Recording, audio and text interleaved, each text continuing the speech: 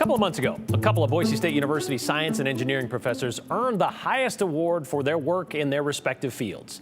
The PCASE Award, Presidential Early Career Awards for Scientists and Engineers. Doctors David Estrada and Ellyn Enderlin were the first ever honorees from BSU. Dr. Enderlin has spent the last 6 years in the geoscience department. She's a professor, but she's also a scientist, which means she teaches, but she also does some research. These days, though, it's mostly about teaching students to be research scientists. Dr. Enderlin's PCASE was for her work with NASA, studying how glaciers melt, break off to become icebergs, and how those then melt into the ocean. Part of her research, which is still ongoing, is being funded by the U.S. National Science Foundation, a federal agency that is now getting the DOGE treatment. Last week, in an effort to cut costs, all new research grants were frozen. No pun intended. And any active research grant is being considered for termination right now for anything associated with diversity, equity, and inclusion. And according to Nature magazine, that could include up to 200 research grants. So this being Earth Day, we wanted to get an assessment of Dr. Enderlin's research and find out what she thinks about research funding now under the microscope. All these little white things you see here, these are actually icebergs that have broken off from this Dr. glacier. Ellyn Enderlin has spent a lot of time looking at glaciers. So you can see that snow-covered area is decreasing. From a first-floor office in Boise State's Environmental Research Building. I also use something called LIDAR, which is basically light coming from a satellite, and you can use that to measure elevations. An associate professor in the geoscience department, Dr. Enderlin calls herself a glaciologist, but her focus is mostly on melting icebergs. No one had actually looked at them before. Really? Like, icebergs were pretty much not studied.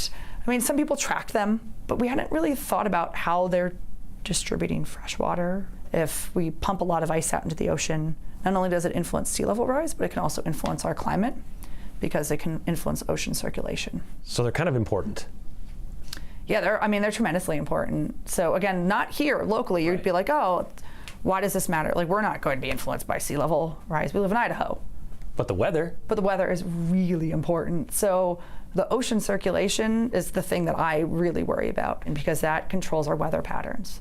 And so modern agriculture is built around fairly regular, stable weather patterns. But that's the sorts of things that we're worried about.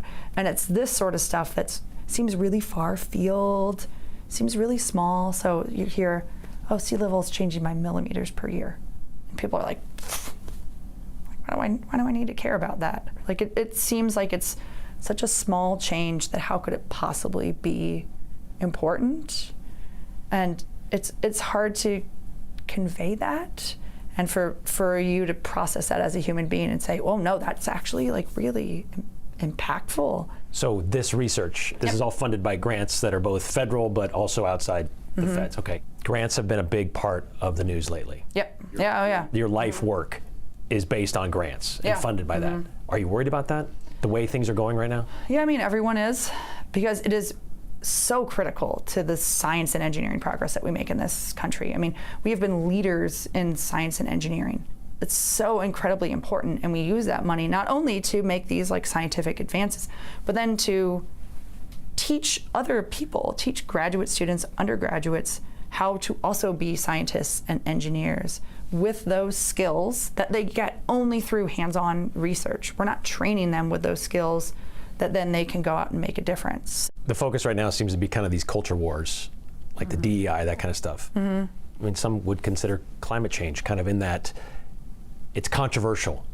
Are you worried that these cuts could come to your neck of the woods? Yeah, I mean, climate change is something that is sort of like under fire right now.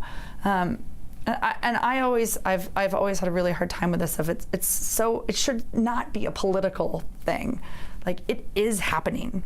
Climate change is definitely happening. I know we're producing greenhouse gases, so it really shouldn't be controversial. And I think a lot of people see that the climate is changing. I mean, people are losing their insurance because natural hazards are becoming more common as the climate is changing. So it's really hard to think about the fact that that is something that people want to defund, or we can't talk about.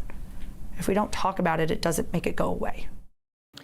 Dr. Enderlin says there's this perception there's a lot of fluff, a lot of extra in academic research, like they're just getting more money than they really need. She insists that's not the case. The National Science Foundation funds more than 1,900 organizations, more than 350,000 researchers, students, teachers, and entrepreneurs, and they have a budget of more than $9 billion. But 93% of that supports research and education. And it's not like they're just handing out cash. Research grant approval is a rigorous four-step process with only a 20 to 30% success rate. Dr. Enderlin believes we should be putting actually more money into research, especially when it comes to glaciers and climate change. Not just on how we adapt to it, but how we can minimize how we're contributing to that changing climate.